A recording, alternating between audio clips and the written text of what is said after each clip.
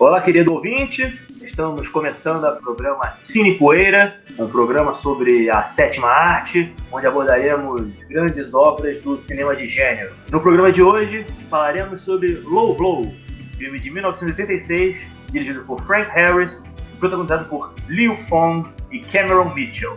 Me acompanham Ronald Perrone e Osvaldo Neto, e eu sou o apresentador Luiz Campos. Low Blow. Primeiramente, queria perguntar para vocês, Perrone, Osvaldo, quando vocês viram esse filme, como é que vocês souberam dele? Bom, eu soube desse filme vasculhando, a cinematografia gloriosa do cinema de ação dos anos 80 e diversos filmes que me causaram admiração, né? Eu via nessas listas assim de piores filmes de ação dos anos 80, eu não entendi o porquê. E eu via o Lobo nessas listas, contava também no elenco um personagem desses filmes de artes marciais que eu ainda não conhecia, que é esse petardo, né? Esse B10 fodão chamado Liu Fong. Eu já conhecia a fama do filme como um bad movie, do universo dos filmes ruins de ação dos anos 80 também, mas o que me impressionou à primeira vista quando eu tomei conhecimento desse filme era o pôster. O pôster é um sujeito ocidental com um punho do tamanho da cabeça dele, tão grande, um punho extremamente enorme. E aquilo me chamou a atenção porque o sujeito sem camisa, musculoso e típico da imagem do cinema brucutu dos anos 80. E obviamente eu já queria saber quantos murros ele daria com aquele punho daquele tamanho nas pessoas no filme. Porque eu demorei muito tempo para ver esse filme, eu fui ver ontem. Hoje nós estamos gravando, eu assisti ontem justamente para fazer essa gravação. Mas foi uma experiência muito boa finalmente ver Low Blow e ter esse primeiro contato com o cinema do grande Liu Fong, que é realmente um sujeito foda. Liu Fong é um autor. A história dele, o roteiro é dele, produção, ele atua, é o protagonista, ele pode ser chamado de autor. Ah, com certeza. Aliás, eu queria deixar claro que esse filme é dirigido por Frank Harris, um diretor que já havia trabalhado com Liu Fong em 84 no filme Kill Point, também conhecido como Ponto Final, se não me engano. Vale ressaltar também que o Low Blow é uma produção da Crow International, né, que é uma produtora, assim como a American International Pictures, né, a AIP, famosa AIP, produziu diversos filmes de gênero, né, a partir dos anos 60. Inclusive, também nos anos 80, eles seguiam produzindo, né, filmes como o Kill Point, o filme anterior do Frank Harris com Liu Fong e Cameron Mitchell, e também um filme chamado As 9 Mortes do Ninja, que também é protagonizado pelo Shoko Tsuji. No cinema de gênero, uma coisa leva a outra, e o Kill Point teve o seu sucesso moderado, né? Então, investiram em outro filme. Eu considero o Kill Point como o esboço para aquilo que viria a ser essa grande obra que é Low Blow. Foi quando o diretor e a Astro se conheceram, né? Trabalharam pela primeira vez, e você já consegue ver alguns temas que os dois trabalhariam nesse filme, né? O protagonista no Kill Point é asiático, e no Low Blow também. No Kill Point, o protagonista ele é policial. No Low Blow, ele é policial até os primeiros 5 minutos do filme, que ele é demitido. Uma coisa que eu queria destacar é que o grande responsável por estarmos aqui hoje gravando esse programa é Low Blow. Desde que eu conversei com vocês e passei, né, o filme em suas mãos, o Luiz ficou doido. Passou a tarde toda no Google pesquisando quem era Liu Fong. Eu já assisti a 3 filmes de Liu Fong, né, contando com o Low Blow. Assisti o Low Blow, assisti ao Kill Point, que eu mencionei, e eu assisti também ao primeiro filme que ele fez, uma produção de 1974, chamada Murder in the Orient, em que ele é coadjuvante. O protagonista mesmo é uma figura chamada Ron L. Martini, que foi um karateca ali, competidor, que também participou de uma outra obra famosa dos anos 70, chamada Death Machines, de Paul Kiriazi. Voltando aqui ao Liu Fong, eu tava dando uma pesquisada sobre sua história. Ele nasceu em 1928, muito obrigado. Ele está atualmente com 94 anos ainda está em atividade, pelo que eu vi. No IMDb tem pelo menos uns 4 projetos em pré-produção, né, envolvendo o nome dele. Ele foi amigo do Bruce Lee, ele descobriu as artes marciais ainda muito jovem, ele é um imigrante chinês que foi para os Estados Unidos, e devido ao bullying e à xenofobia que sofria de seus colegas, ele se dedicou ao fisiculturismo e ao boxe, e gradativamente ele começou a bater em seus bullies. Acho que isso só merecia todo um filme. E ao longo da carreira, aí do boxe, ele subiu um pouco de artes marciais, fez um pouco de judô, de jiu-jitsu, um pouco de artes marciais filipinas. Ele aparentemente tem um seu próprio método marcial. Eu destacaria aqui, na filmografia deste homem, além de Murder in the Orient, Kill Point, né, Ponto Fatal no Brasil, me corrigindo, é Ponto Fatal. Ele participou de Arena da Morte 2, com o Robbie Brown e o Lou Ferrigno. E também fez um filme chamado Transformed, de 2005, com Fred Williamson e Tadashi Yamashita. Esse é o trabalho dele como ator, né? Ele tá como roteirista nesse também. Ele dirigiu também muita coisa, né? Ele dirigiu algumas coisas, sim. Ele dirigiu, por exemplo, a continuação de Low Blow, que é Blood Streets. E, enfim, Liu Fong. O que vocês acharam da performance de Liu Fong? Do que se trata a trama de Low Blow? Vamos, Perrone. Low Blow é sobre Joe Young, interpretado pelo Liu Fong, que é um ex-policial que não se sabe muito bem, não se explica muito bem. Ele acabou sendo demitido da força policial e virou um detetive particular. Só que um detetive particular meio desleixado, né? Você olha pro escritório dele, é uma sujeira, ele atende as pessoas de camiseta, é uma pessoa bem tranquila e tal.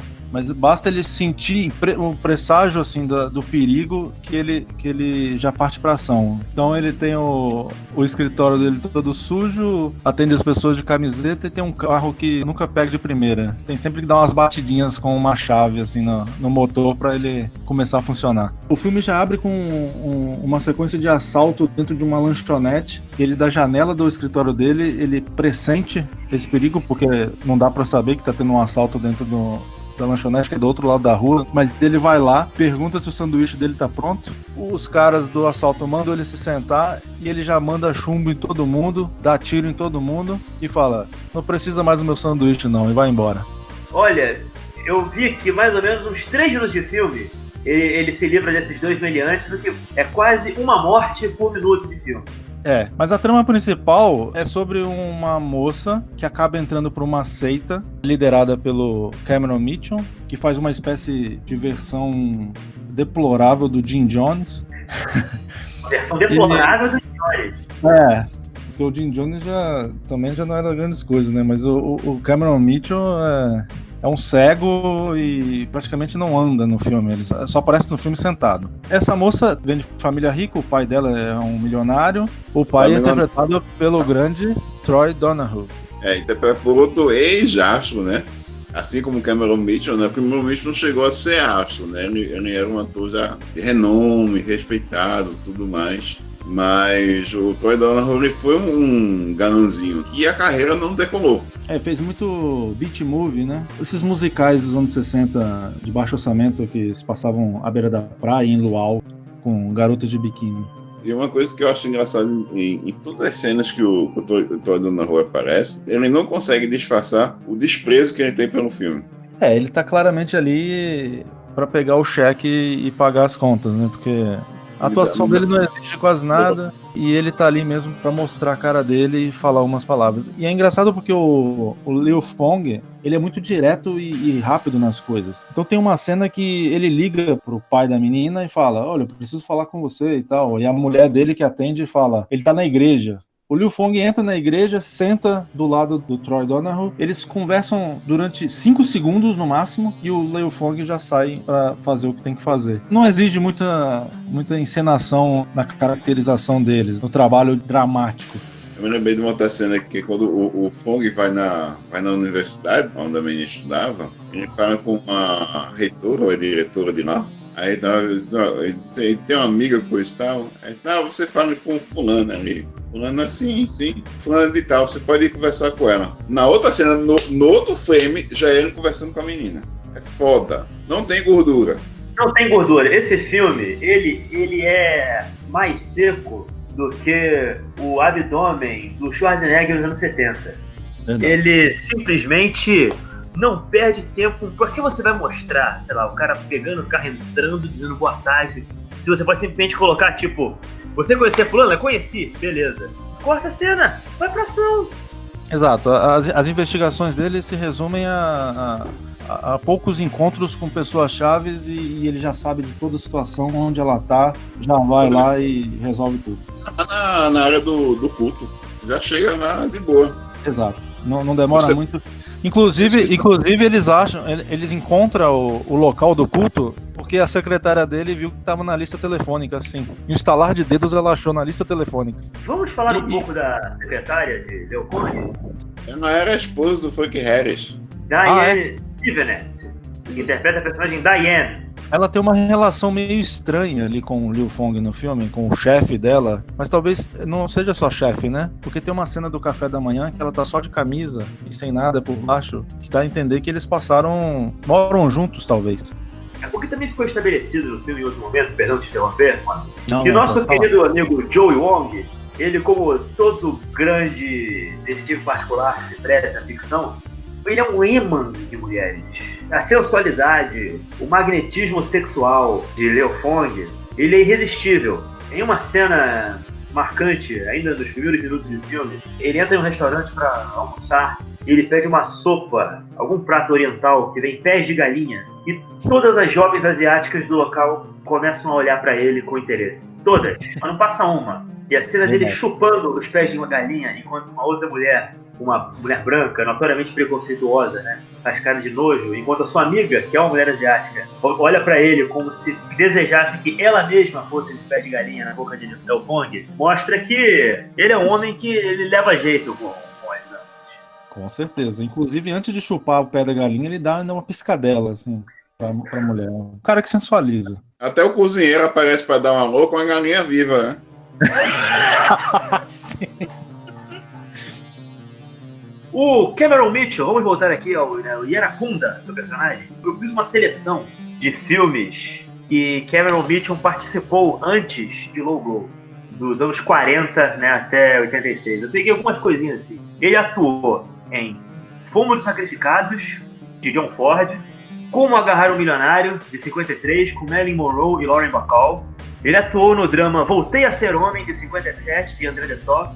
Entre 67 e 71, ele atuou na série de televisão Chaparral, como a série de faroeste muito famosa dos Estados Unidos. Ele esteve em A Vingança dos Vikings, de Mário Bava, 61. Minnesota Clay, de Sérgio Corbucci, de 64. Trabalhou com Monty Hellman em A Vingança de um Pistoleiro, ao lado de Jack Nicholson e Harry Dean Stanton. E também participou de Slaughter, o Homem Impiedoso, de 72, um clássico Blaxploitation com Jim Brown. Ele também fez com Bava o Seis Mulheres para um Assassino, Giallo.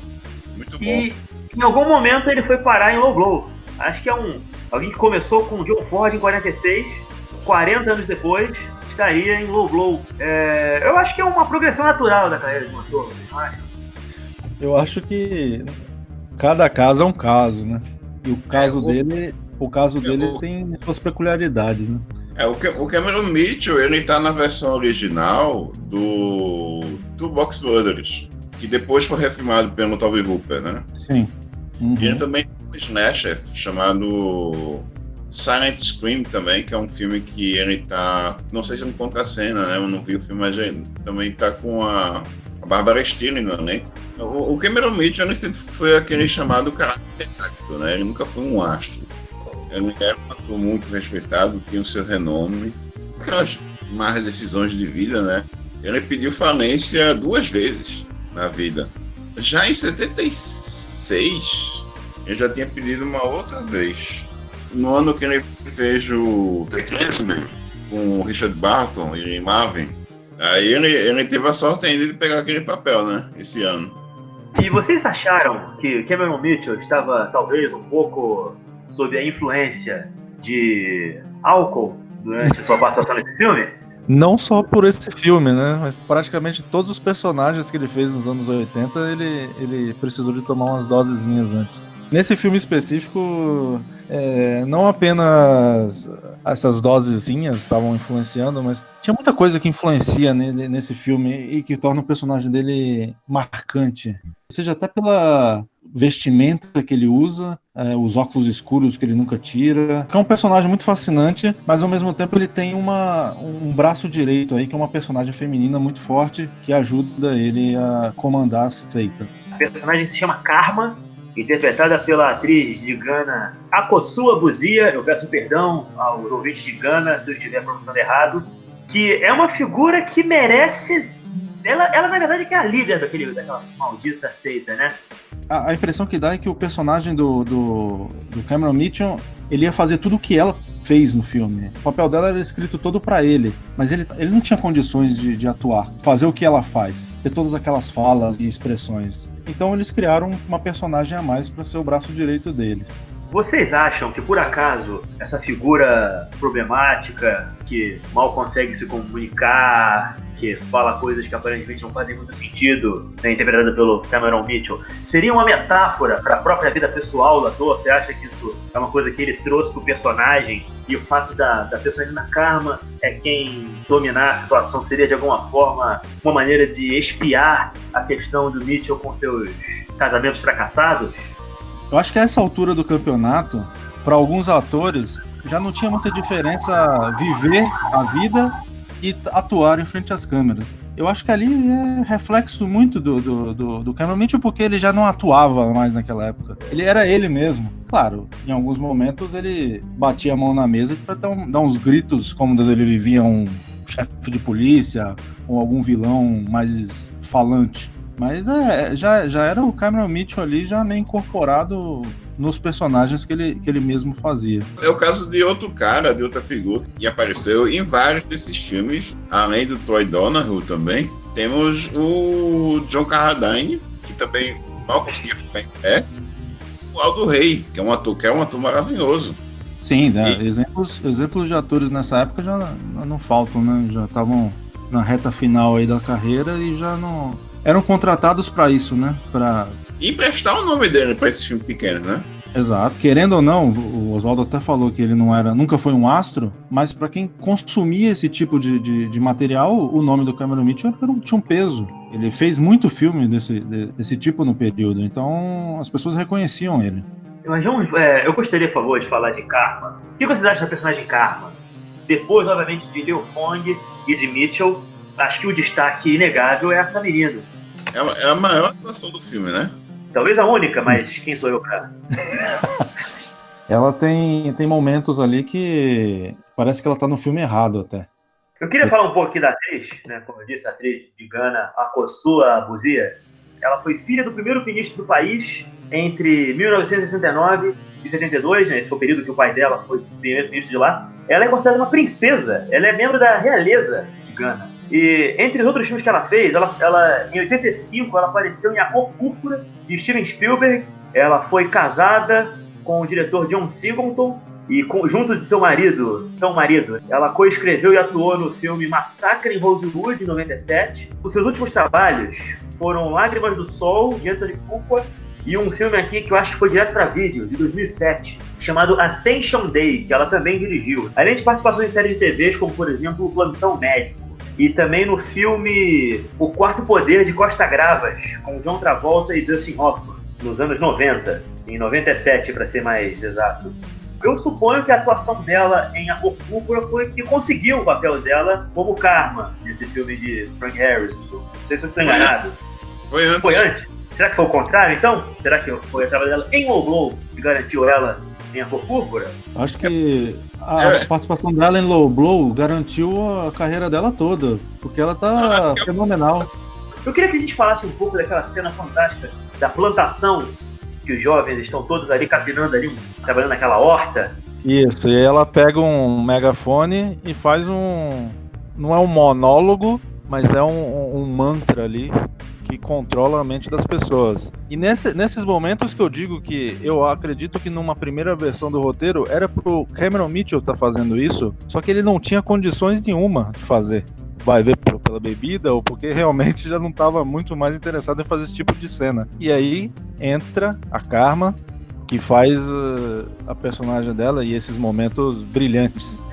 Na minha concepção, eu acho que foi tudo intencional. Inclusive a bebedeira, o alcoolismo de Cameron Mitchell foi marcante para a escolha do ator.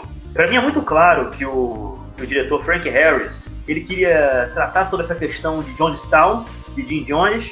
Só que o que é o Cameron Mitchell? Ele é um Jim Jones fragilizado, quebrado, que no fim das contas ele é manipulado pela sua secla para fazer aquilo tudo. Ele é apenas à frente daquilo ali. Mas não é ele quem está. Né? Exatamente. Ele bota a cara dele que está ali, mas no fim das contas, as engrenagens daquele sistema perverso que traz esses jovens, né, para si, para trabalhar de maneira análoga à escravidão, seria ele, o Jim Jones, Yaracunda, Cameron Mitchell. Assim como você, espectador, que se atrai pelo filme, pelo nome dele, a figura do Yaracunda, ela serve para trazer como se fosse uma legitimidade àquela seita. Mas, na verdade, quem está mandando em tudo é Karma. Claro, e ela até controla o destino final dele, né? Pois é, eu acho que o nível de metalinguagem, o subtexto de Low Blow, eu acho que no fim das contas é o que me pegou. Eu acho que também o que me pega bastante são cenas como ele, Cameron Mitchell e Karma no quarto, em que ele tira aquela vestimenta que ele usa, mas o capuz e o óculos fica. Ele sem camisa e o capuz por cima da cabeça continua. Deve ser o modelito pra coito dele. Aquela cena, uma cena que ela transborda muito a sensualidade, a química sexual entre a atriz e o ator é inegável. Ainda mais a figura do Cameron Mitchell naquela idade, né? Aquele colosso, né? Sem camisa, mas com o capuz e o óculos escuro compondo o seu visual. Tem também aquela cena que tá o Mitchell e a Karma, né, no jardim lá de grama, que a grama parece ser tirada de uma pintura. Com certeza foi influência do Terrence Malick. Inclusive é engraçado essa cena porque a parceira dele parece tomar conta ali das coisas no lugar dele, porque ele já não tem força. Mas ao mesmo tempo ele, pelo menos numa coisa ele decide, onde eu vou sentar hoje? Hoje eu quero sentar ali fora. Hoje eu quero sentar ali naquele canto. Hoje eu quero que bote meu sofá lá no meio do gramado lá pra eu sentar lá. Pelo menos essa decisão, onde eu quero sentar hoje, ele tem. Depois que ele descobre o local lá do culto, né? Que, como você mesmo disse, foi descoberto pela pista telefônica. Verdade. Precisa tocar nesse assunto. Né? O que acontece quando ele chega no lugar do culto? Ele encontra um jovem tentando escapar. Como que alguém que acordou daquele transe e percebeu a situação que estava envolvido, não é mesmo? Isso. Isso me leva, eventualmente, a uma cena de fuga que eu, particularmente, considero uma das grandes cenas de fuga do cinema. Eu acho que, rivalizando talvez com a obra de John Sturges, Fugindo do Inferno.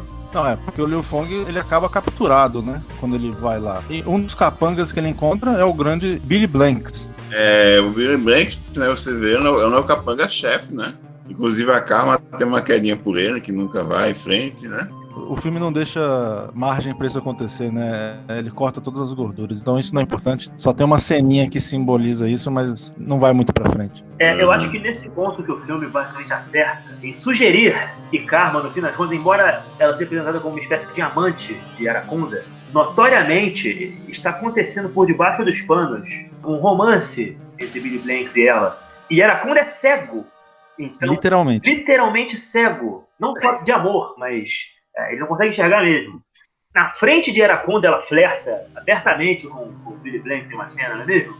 Sim. Isso, no momento que ele está levantando pesos e exercitando suas musculaturas. Não o Cameron Mitchell, o Billy Blanks. Mas o Liu Fong acaba capturado e é colocado junto com um rapaz que tentou escapar quando o Liu Fong chega no local. Eu pensei que aquele rapaz ia ser parte do grupo, né? Que o Liu Fong vai arranjar, mas não, ele acaba participando dele ali mesmo. E onde tem o torneio na lama, né?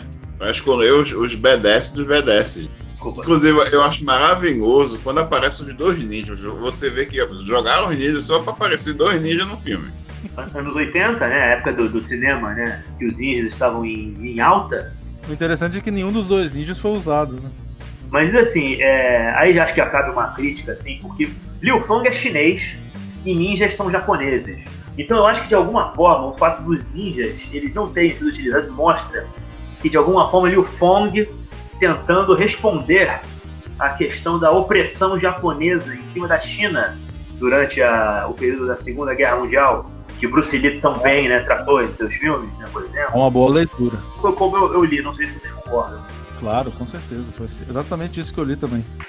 Mas vamos falar também de outro personagem importante no filme, o boxeador Cork, vivido por Stack Pierce. E durante a narrativa de Low Blow, o Liu Fong vai encontrando certas figuras, certos personagens que ele vai chamando a atenção dele. Num determinado momento ele entra numa academia e vê esse boxeador lutando. Isso tudo vai ser importante depois na trama, né? Essas figuras que ele vai encontrando. Teve uma cena também que ele encontra um mexicano lutando com aquela luta cultural de faca, né? O personagem se chama Styx, vivido por Danny de la Pena, que infelizmente só trabalhou nesse filme, não teve outras oportunidades, né, no cinema. O que é uma pena, porque a participação dele também vai ser importante mais pra frente. Mas o boxeador acaba tendo um destaque maior, né? Stack Pierce, né, figura também famosa no cinema de gênero, com vários filmes no currículo, já falecido infelizmente. Eu vi aqui que ele atuou em Jogos de Guerra, de 83, de John Madden, no clássico Grindhouse de primeira grandeza Plantão Policial, Vice Squad, de 82. Atuou na minissérie V, de 83, que teve um remake em 2009.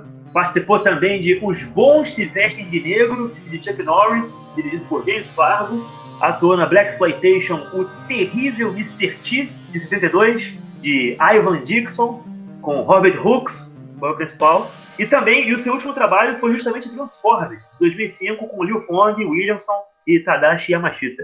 O personagem é interessante porque ele é um lutador de boxe clandestino que tá na ativa apesar da idade, né? Porque ele já não era um jovem. Mas, inclusive, a luta que ele participa, que o Liu Fong testemunha, estava combinado que ele perdesse. E ele ganha. Então já começa aí. E ele foge do local dando soco em todo mundo. Sentado. Ele é tão forte, é um homem tão hábil nos seus punhos, que sentado ele tem força para nocautear 3 indivíduos 15 a 20 anos mais jovens que ele. Então, todos esses personagens que ele vai encontrando é importante porque, para invadir o local, a seita e resgatar a menina, ele resolve fazer o campeonato de combates, lutas, artes marciais, para escolher os melhores e convocá-los para essa grande missão. Isso para mim é o ponto de virada do filme. Porque você vai vendo o filme, até aquele momento, como mais um daqueles veículos do Exército de um Homem Só, tão popularizados naquele momento, né? Por Comando para Matar, Rambo 2.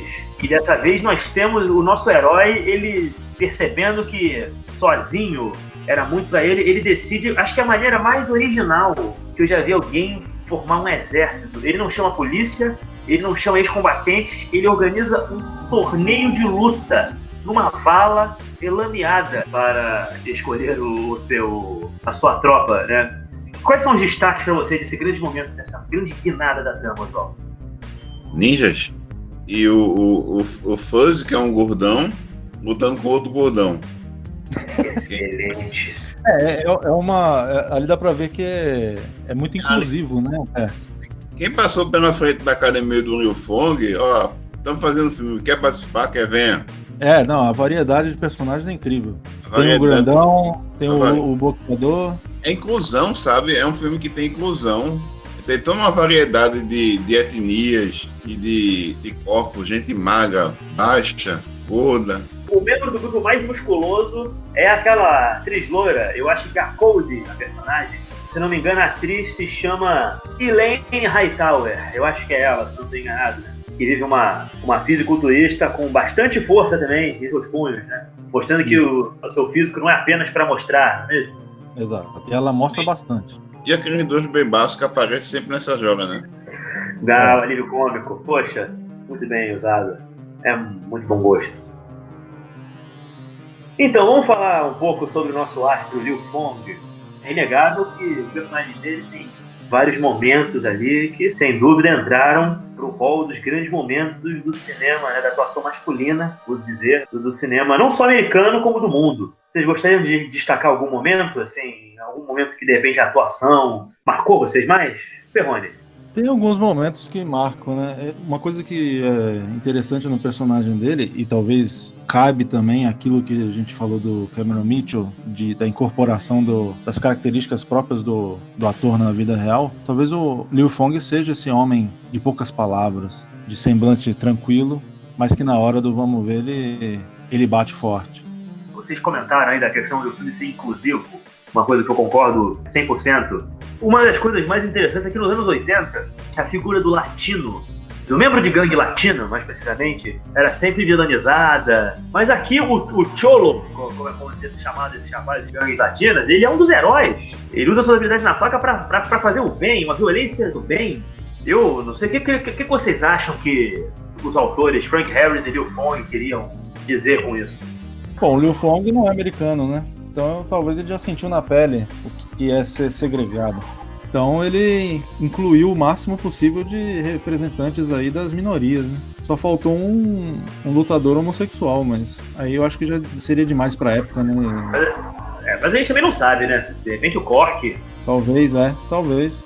Ou possivelmente a Corey, de repente ela é uma lésbica, a gente não sabe disso. Não é? Provavelmente. Fica claro essa intenção de experimentar de tudo, de todas as etnias, todas as cores e raças e... Essa frase fora de contexto, hein, Ronald?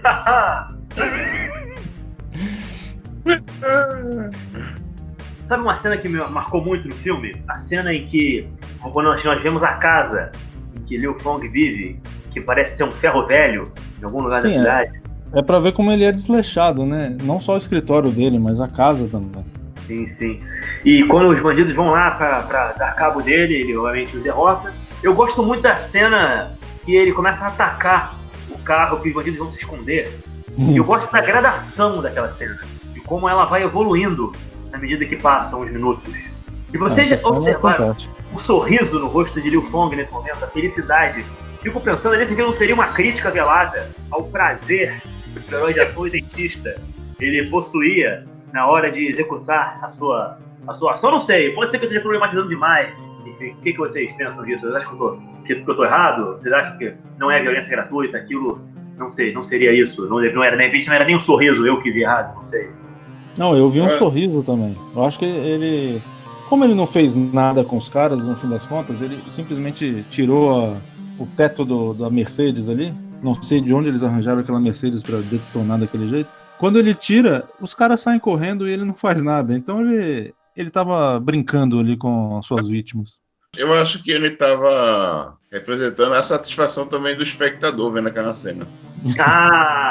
Então no fim das contas a figura do Liu Fong no filme, ele é a figura que guia o espectador para uma experiência. É isso que você está dizendo, João? Totalmente. Ele é o representante do espectador. Bom, eu me senti representado, tem que dizer. Concordo, acho que eu concordo com você. Retiro o que eu disse. E eu gosto da gradação da cena, porque começa com ele com um pedaço de pau, né, batendo no carro, e aquilo evolui para ele pegando uma serra que estava próximo do veículo. Ele se preocupou em colocar os óculos de proteção. Se preocupou, porque obviamente, né, você não pode mexer com aquele tipo de equipamento sem... Isso aqui é bacana, como a gente aprende, né, sobre a vida, né, sobre os riscos, né, de se envolver em ação. Verdade. Que grande momento vocês definiriam assim no filme? Rapaz, o filme todo. Sim, claro. Não, isso é inegável. Estamos falando aqui de uma obra-prima, mas tem algum momento... O final encerra o filme com chave de ouro. O final você diz o ataque ou o detalhe do carro? O carro. Então tem que explicar, contextualizar aí a situação do carro, né? Porque o carro dele nunca pega, né? É um carro velho que sempre deixa ele na mão. Inclusive tem a cena da fuga, sim, da seita depois que ele é pego. Assim, ó, a proposta aqui do podcast, a gente vai dissecar o filme mesmo, né? Não, foda-se spoiler. O filme tem prazo de validade, passou de 2 anos, você pode falar spoiler. Esse aí já venceu, mas faz tempo. Tem alguns filmes, por exemplo, o ano passado em Marimbá, do Alan Resner, é um filme que você não precisa, não tem problema você falar do final do filme, porque não importa, não atrapalha a fruição do espectador. E eu acho que o mesmo acontece com né? Low Blow e o ano passado em Marimbá tem a mesma estrutura quase. Seria Frank Harris, o Alan Resner, do cinema de baixo americano? Fica aqui a questão, né? Acho que o nosso ouvinte pode, né, responder isso em casa, não é mesmo? Fica a questão, porque essa eu não vou responder. É o acossado dos anos 80. Do cinema de ação dos anos 80, Low Blow. Concordo.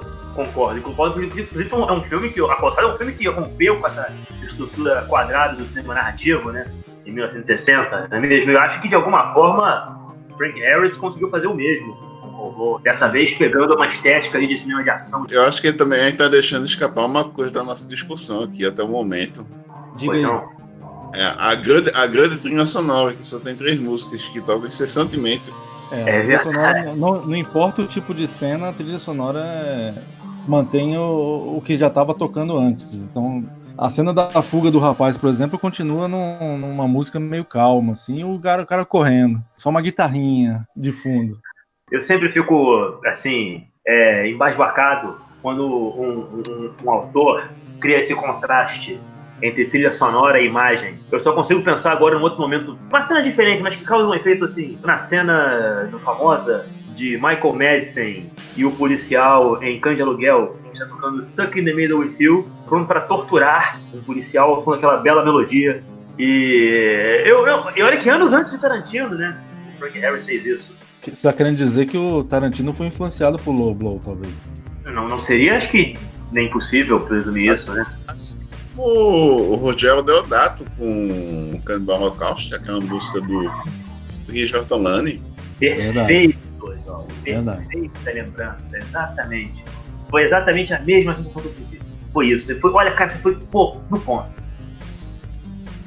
O filme culmina, né, com uma grande cena de ação, né, com a invasão do grupo selecionado por Joey Wong para salvar a jovem das garras do culto, não é mesmo? Isso.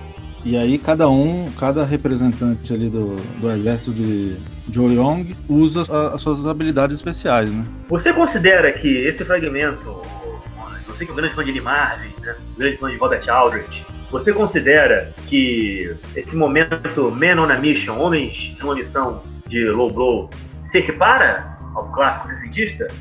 Foi bom você ter citado o Robert Aldrich, porque esse terço final do filme, a escolha do seu exército, o Liu Fong, é praticamente uma homenagem aos 12 condenados, né?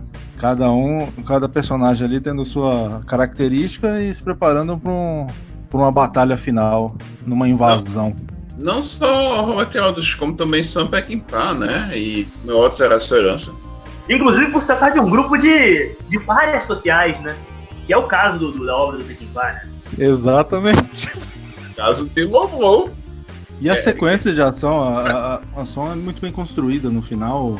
Os tiroteios, o Frank Harris entende, tem consciência da gramática da sequência de ação, da geografia da ação, né, dos espaços. O Liu Fong entre os corredores, lutando, atirando, usando as quinas de cada corredor para aplicar os golpes e ver esses corpos se degladiando, né?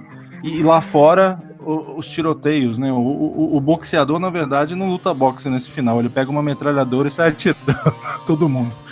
Eu acho que se o John Woo tivesse visto esse final nos anos 80, ele teria ficado com inveja. Quem garante que não ficou? Quem garante, Oswaldo? Porque esse filme é no mesmo ano de Alvo Duplo. Você pode ver que o Alvo Duplo 2, as cenas de ação já são melhores. Com certeza ele deve ter visto o Low Blow. Ah, eu não tenho dúvida disso.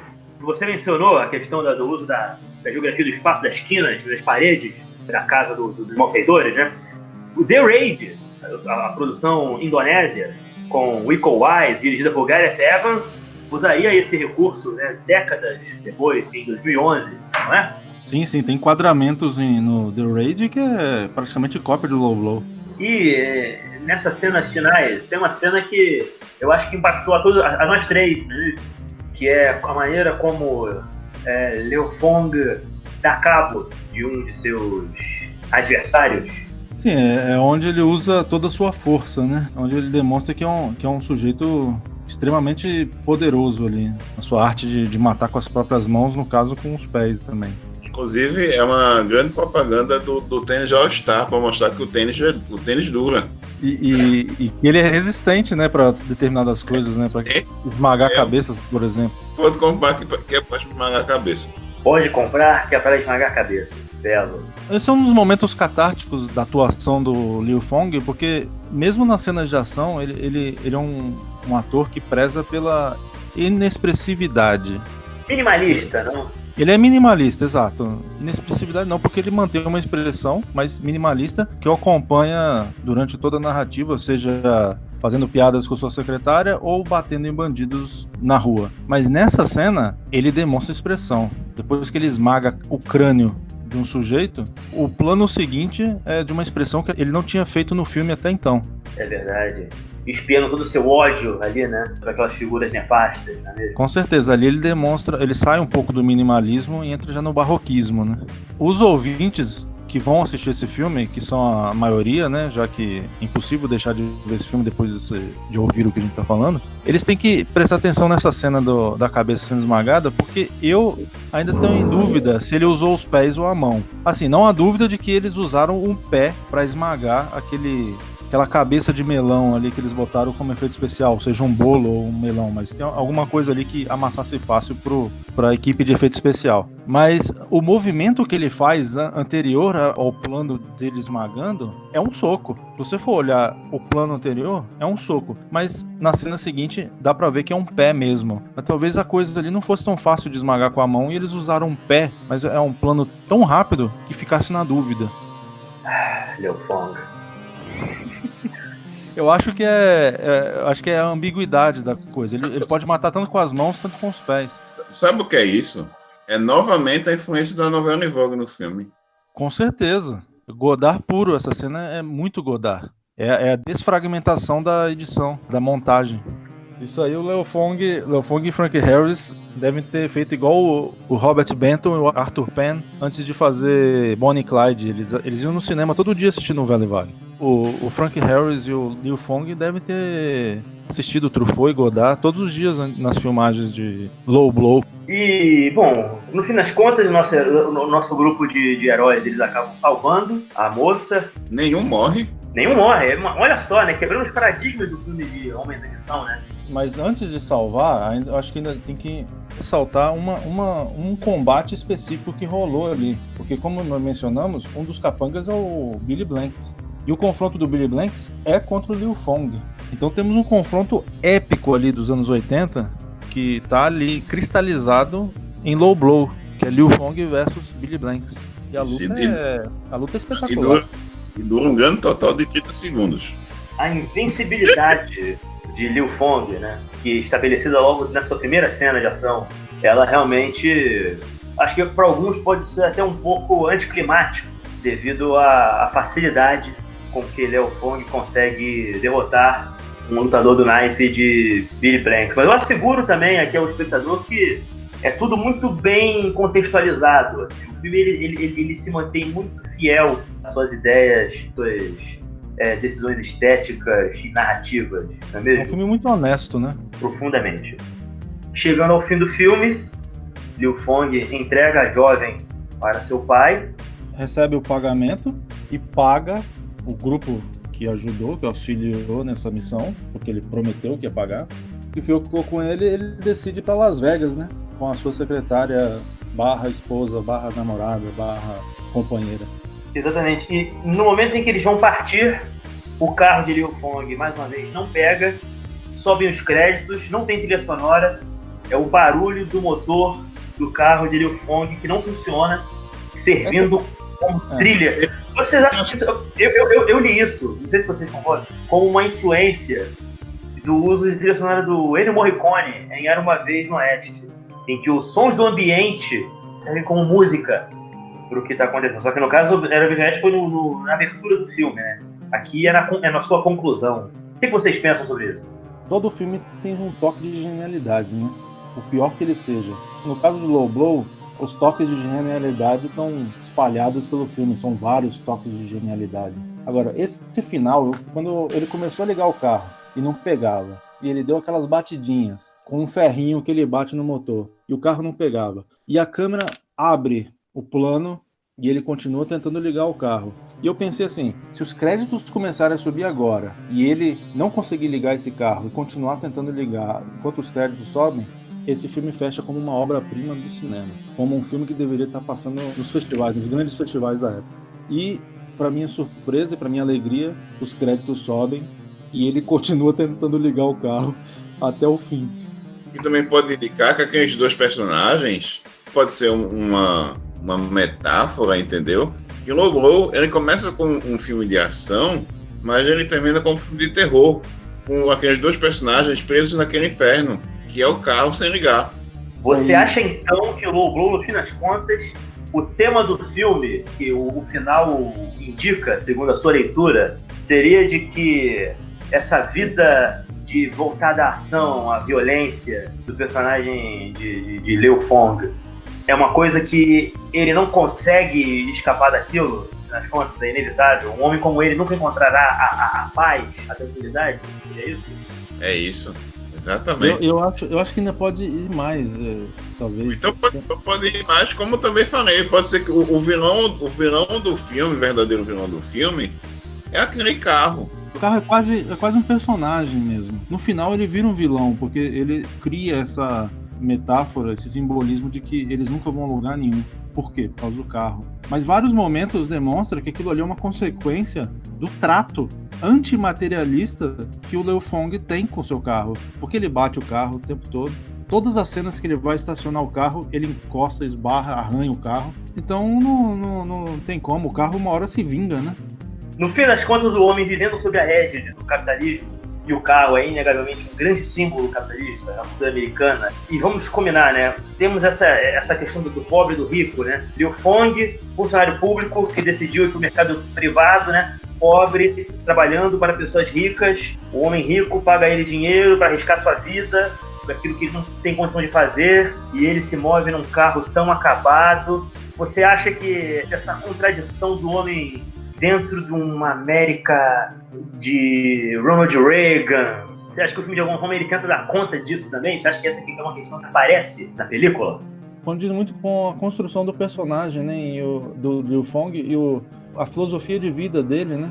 Ele é um cara que não se importa com as coisas materiais. Pode ver, o milionário vai lá contratá-lo para resgatar a filha dele, e a secretária dele fala, bota pelo menos uma camisa, né? Ele tá com uma camiseta daquelas que italiano usa pra comer macarronada. E ele não tá nem aí. Ele recebe o cara assim mesmo no escritório dele, que é um chiqueiro quase, né? A cena que mostra a casa dele, o quintal, parece uma oficina abandonada, um ferro velho. E o carro dele mesmo é uma desgraceira. E é isso, ele não tá ligando pra essas coisas. No fim, o carro deixa ele na mão, né? Ele podia estar em Vegas. Ficou lá ele tentando ligar. Mas eu acredito que se o filme continuasse ali por alguns momentos a mais, ele teria conseguido fazer o carro pegar como sempre conseguiu e seguido sua jornada. Eu acredito que por conta do orçamento limitado, pode ter sido que o rolo de filme acabou. Ele não tinha mais como continuar a filmagem, aí pronto, esse vai ser o frame final do filme. Você acha que tem uma influência ali do cinema marginal brasileiro, de alguma forma, nesse filme? Provavelmente tem uma influência do cinema marginal mundial, de cuidar das coisas com aquilo que tem. Era aquilo que ele tinha para finalizar, ele finalizou com aquilo. Bom, meus caros, tendo em base esse filme, então, tudo isso que foi discutido aqui, essas reflexões que nós tivemos, se fôssemos dar entre 1 a 5 estrelas para Low Blow, quantas estrelas vocês dariam? Oswaldo Neto. 4 estrelas. Deveria ter mais ninja.